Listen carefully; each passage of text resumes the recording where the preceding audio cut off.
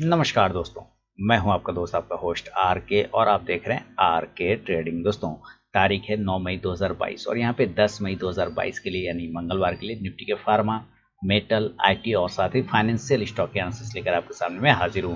सारे इंडेक्स के और स्टॉक्स को देखेंगे, एक एक लेवल चेक करेंगे और वीडियो पसंद आए जरूर कमेंट करके बताएं। टेलीग्राम चैनल ज्वाइन कर सकते हैं लाइव मार्केट में कॉल के लिए, साथ ही आर के ट्रेडिंग मोबाइल ऐप को भी डाउनलोड कर सकते हैं जहां पे आपको लाइव मार्केट में कॉल मिलता है। कॉस्मोफीड ऐप पे भी आर के ट्रेडिंग सर्च करेंगे तो मैं मिल जाऊंगा, वहां पे भी आपको लाइव मार्केट में कॉल प्राप्त होता है। साथ ही मेरा इंट्राडे ट्रेडिंग कोर्स का नया बैच 15 मई से स्टार्ट हो रहा है, 12 मई तक लास्ट डेट है एनरोलमेंट का। अगर जिनको कोर्स ज्वाइन करना हो इंट्राडे ट्रेडिंग कोर्स, वो मेरे मोबाइल ऐप के थ्रू एनरोलमेंट ले सकते हैं या फिर मेरे वेबसाइट rktrading.online पे भी जाके एनरोलमेंट ले सकते हैं। तो चलिए शुरुआत करता हूँ सबसे पहले फार्मा इंडेक्स से।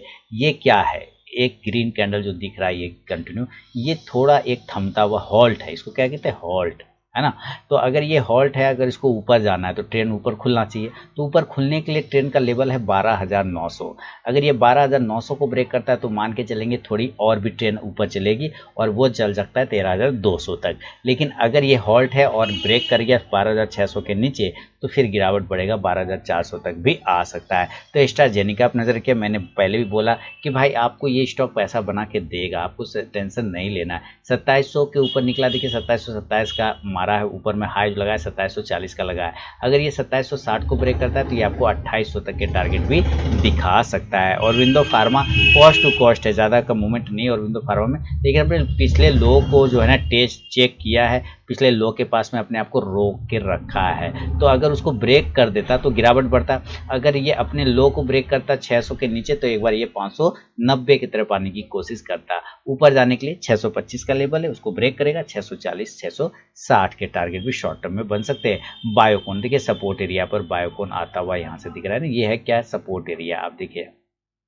और यहाँ से भी ये ट्रेन लाइन का सपोर्ट है। अगर इसके नीचे गिर गया ये 335 के नीचे तो कमजोरी होगा 330 से 325 के टारगेट के लिए। सिप्ला की बात करें, सिप्ला आ गया वापस अपने उसी जोन पे 950 कि कहाँ से आ गया, तुरंत 1100 से आ गया 940 पर। तो ऊपर 945 का लेवल है, ब्रेक करेगा तो 960 तक के टारगेट दिखाएगा। डिवीज लैब देखिए शॉर्ट कवरिंग हुआ, ये क्या है, ये सिर्फ शॉर्ट कवरिंग है। और अगर आप ध्यान से देखें तो ये कहीं ना कहीं इस ट्रेन लाइन को टच करने भी आ रहा था। तो अगर इसके पास आता तो कॉन्फिडेंस बनता 4000 के आसपास में, नहीं तो कोई दिक्कत वाली बात नहीं है। ऊपर 4300 का हर्डल है, अगर उसको ब्रेक करेगा तो 4400 के टारगेट आपको बनेंगे। डॉक्टर रेड्डी की बात कर ले, डॉक्टर रेड्डी अगर अपसाइड में निकलता है 3950 के ऊपर बाय करेंगे 4050 के लिए, सेल कर सकते हैं 3860 के नीचे 3800 के टारगेट के लिए। ग्लेनमार्क फार्मा की बात करें, ऊपर के लेवल पे 420 का एक छोटा सा हर्डल है, ब्रेक करेगा तो इंट्राडे में 430 तक के भी टारगेट आपको दिखा सकता है। ग्रेन्यूल्स इंडिया देखिए सारे फार्मा आज थोड़ा कहीं ना कहीं होल्ड लेने का कोशिश किया है, तो इसमें तब तक पोजीशन नहीं बनेगा ग्रेन्यूल्स में जब तक ये 280 के ऊपर क्लोज ना करे, तब तक पोजीशन नहीं होगा। डॉक्टर लाल पैथलैब की बात कर लेते कि सपोर्ट एरिया है 2250 का, यहाँ पर ही आ चुका है। धीरे धीरे अगर इस जगह पर आ जाता है तो यहाँ से फिर रिवर्सल का सोच सकते हैं, देख सकते हैं, लेकिन अभी नहीं करना है, जब वहाँ पर आ जाएगा तब करेंगे।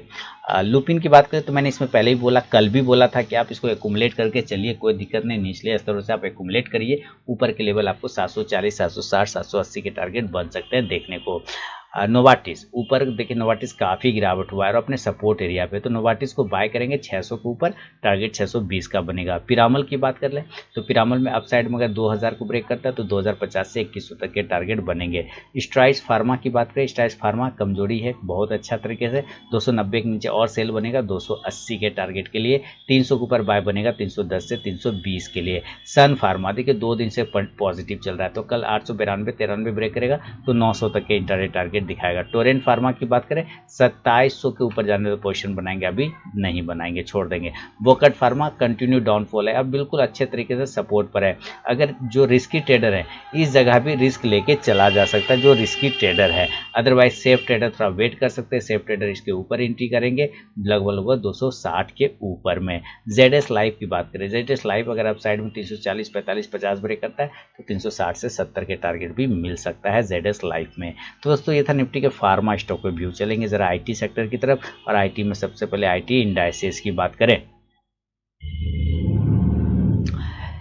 आईटी में सबसे पहले देखिए, आईटी इंडाइसेस की बात करें तो अप साइड में आईटी इंडाइसेस पे 31,000 का एक छोटा सा रेजिस्टेंस है, हर्डल है। आप यहाँ पे देखें तो एमएसीडी काफ़ी ज़्यादा कन्वर्ज हो चुका है आपस में। तो अगर ये ब्रेकआउट होता है MACD सिग्नल लाइन, अगर MACD को ब्रेकआउट करता है तो एक मोमेंट बन सकता है। हालांकि RSI ने पहले ही सिग्नल दिया हुआ था लेकिन सक्सेस नहीं किया था। तो MACD का अगर सपोर्ट मिला तो ऊपर 32,000 तक जा सकता है। IT स्टॉक्स में कुछ मूवमेंट बन सकता है। बिरला सॉफ्ट के गिरावट तो बढ़ा है इसमें, लेकिन 400 के ऊपर अगर निकलता है तो 420 से 40 तक के भी टारगेट आपको देखने को बनेंगे। कोफोर्ज की बात करें, 4000 के ऊपर जब तक कोफोर्ज नहीं जाए पोजीशन मत लीजिएगा, क्योंकि यहाँ पे थोड़ा सा खतरनाक लेवल बनते हुए नजर आ रहे हैं कोफोर्ज में। हैप्पीएस्ट माइंडसेट अगर आप साइड में ब्रेक करता है 1020 के ऊपर तो 1050 तक के टारगेट बनेंगे। HCL टेक्नोलॉजी ये स्टॉक पे ले सकते हैं, कहाँ इसमें एकदम सही है।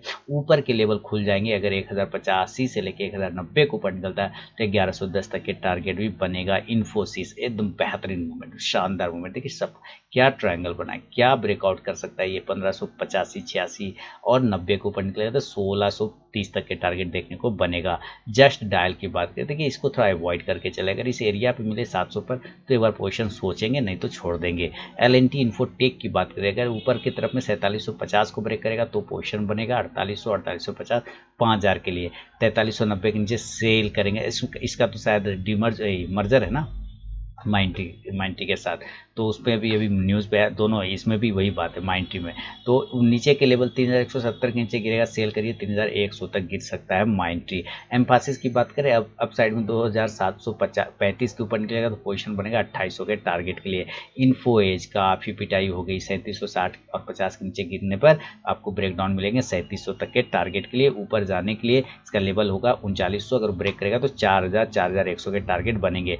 पेटीएम देखिए, टोटल क्वांटिटी का 10% आप यहाँ पर ले सकते हैं पेटीएम में। कितना, जितना आप लेना चाहते हैं, मान लीजिए 100 क्वांटिटी लेना चाहते हैं तो उसका 20% ले लीजिए, 20 क्वांटिटी, और यहाँ पर होल्ड करिए। अगर ऊपर के लेवल पर निकलता है और अप साइड में अगर ब्रेकआउट करता है तो फिर आपको पोजीशन बनाना चाहिए 720 के ऊपर। अगर यहाँ पे लिया तो उसका मजा लीजिएगा, ऊपर चला गया तो प्रॉफिट बुक करिएगा, नहीं तो नया पोजीशन 720 के ऊपर बनेगा।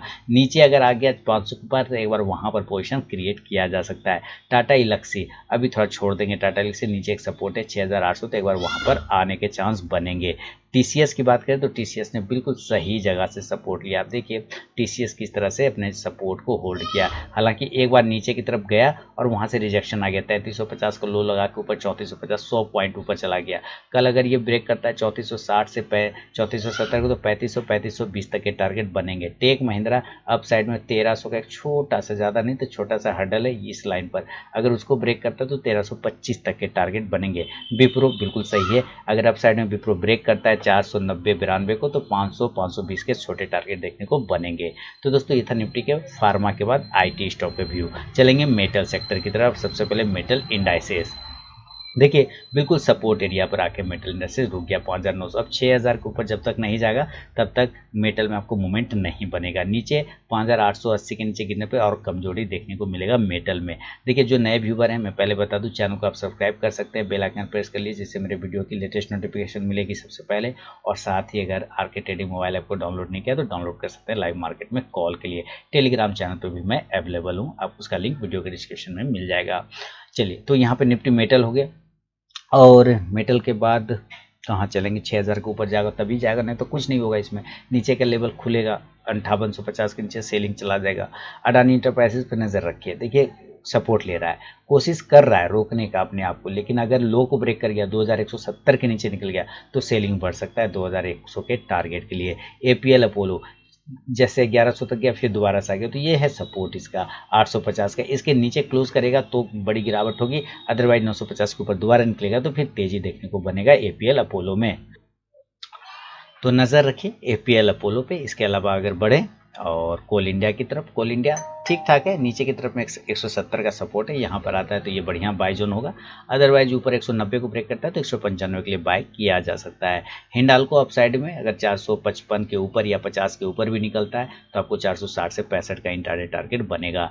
हिंदुस्तान कॉपर देखिए, काफ़ी भयानक गिरावट आया कॉपर में, देखिए डायरेक्ट 105। अब ये तो लगभग जो है ना इतना सस्ता हो गया, इतना ईजी हो गया अवेलेबल। जिन लोगों को लग रहा हो आप अगर सपोर्ट स्टॉप लॉस लेने की बात करें, शॉर्ट टर्म देख रहे हैं तो 80 रुपये का स्टॉप लॉस लगा लीजिए। और अगर एंट्री करने का सोच रहे हैं तो 110 के ऊपर एंट्री करिएगा, उसके पहले नहीं।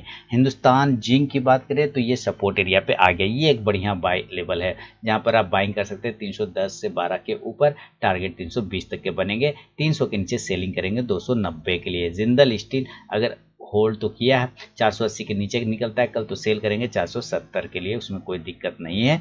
अगर गिरता है तो 480 के नीचे या 85 के नीचे भी गिरा तो 470 आ जाएगा। अब 502 के ऊपर निकलेगा तो 510 तक के टारगेट बनेंगे। जेएसडब्ल्यू स्टील देखिए सपोर्ट एरिया पर आने की कोशिश कर रहा है। जेएसडब्ल्यू स्टील जो 660 से 65 के आसपास में आ रहा है, तो इस एरिया के आसपास आ जाए तो ये एक अच्छा बाइंग एरिया बन सकता है। मिश्र धातु निगम लिमिटेड कंटिन्यू आ रहा है डाउन, देखिए एक दिन भी पॉजिटिव नहीं बनाया तो छोड़ देंगे अभी, थोड़ा 177-78 के ऊपर तब निकले पोजीशन बनेगा 180 के लिए। मोइल अगर नीचे ही ब्रेक करता है 167 को 167 को सेल करिए 160 के लिए, और ऊपर बाय करेंगे 172-73 के ऊपर 180 के लिए। नेशनल एल्युमिनियम 100 के ऊपर बाइंग बनेगा, अदरवाइज थोड़ा और नीचे लेवल बनेंगे 92 के टारगेट के लिए सेल किया जा सकता है। एनएमडीसी 150 के ऊपर बाय करिए 155 से 60 के लिए, सेल करेंगे 145 के नीचे टारगेट 140 का। रत्नामणि मेटल 2300 के ऊपर निकला तो बाइंग बनेगा 2350 से 24 के लिए, सेल वापस अपने सपोर्ट एरिया पर आ रहा है, तो ये एक अच्छा एरिया है। यहाँ पर अगर 85 पर मिलता है तो बहुत ही बढ़िया पोजिशन बनने की जगह मिलेगा आपको सेल में। टाटा स्टील अगर आप साइड में ब्रेक करता है 1280 को तो 1300-1320 तक के टारगेट बनेंगे। वेदांता अभी छोड़ देंगे, अवॉइड करेंगे, वेदांता को थोड़ा नीचे आने दिए 340 से 320 के आसपास तब पोजीशन का सोचेंगे। तो दोस्तों ये था निफ्टी के फार्मा मेटल और आईटी पे व्यू। चलेंगे फाइनेंशियल स्टॉक की तरफ। और सबसे पहले बजाज फिनसर्व, देखिए बजाज फिनसर्व 14,000 के ऊपर निकले तो 14,500 का टारगेट सीधा हिसाब है। बजाज फाइनेंस की बात करें 6200 के ऊपर निकलेगा तो 6400 का टारगेट मिलेंगे। चोला फाइनेंस की बात करें तो यहाँ से जो 700 से गिरा डायरेक्ट आप देखिए आ गया 623, 80 पॉइंट गिरा और लगभग 10% का गिरावट। अब ये आ गया अपने सपोर्ट एरिया पर, अगर अपने लो को ब्रेक करता है 618 को तो एक बार ये 595 से 600 पर आ जाएगा, और अगर ऊपर 645 ब्रेक करता है तो आपको 660 से 670 के टारगेट बनेंगे। इंडिया बुल हाउसिंग अगर आप रिस्की ट्रेडर हैं और इसमें पोजीशन बनाना चाहते हैं तो करेंट भाव पे नहीं, थोड़ा सा रुक जाइए 160 के ऊपर बनाइएगा। एलआईसी हाउसिंग फाइनेंस नीचे ब्रेक करता है 348 को, सेल करेंगे 340 के टारगेट के लिए। एलएनटी फाइनेंस ऊपर के लिए 82 के ऊपर बाय करेंगे 85 के टारगेट के लिए। मन्नपुरम फाइनेंस पैसा है तो उसको ऐड किया जा सकता है, एक्यूमुलेट किया जा सकता है। एमएनएम फाइनेंस की बात कर लें 180 के लेवल के ऊपर टारगेट जब खुलेगा तो 180 के ऊपर निकलेगा 190 के टारगेट के लिए। मुथूट फाइनेंस अप साइड में 1250 के ऊपर निकले, बाय करेंगे 1275 से 1300 के लिए। ऐसा ट्रांसपेन अगर ब्रेक करता है 1190 से 1200 को तो 1225 तक के टारगेट देखने को बनेंगे। तो दोस्तों ये था निफ्टी के फार्मा मेटल आईटी और साथ ही फाइनेंशियल स्टॉक पे व्यू। पसंद आया तो जरूर फीडबैक करें। आरके ट्रेडिंग मोबाइल ऐप को डाउनलोड कर सकते हैं और साथ ही आप इंट्राडे ट्रेडिंग कोर्स ज्वाइन कर सकते हैं जिसका जो 15 मई 2022 से स्टार्ट हो रहा है। रजिस्ट्रेशन का लास्ट डेट है 12 मई 2022। इनरोलमेंट ले सकते हैं मोबाइल ऐप के थ्रू या फिर मेरे वेबसाइट rktrading.online के थ्रू भी। तो चलिए मिलूंगा नेक्स्ट वीडियो में, तब तक के लिए बहुत बहुत धन्यवाद।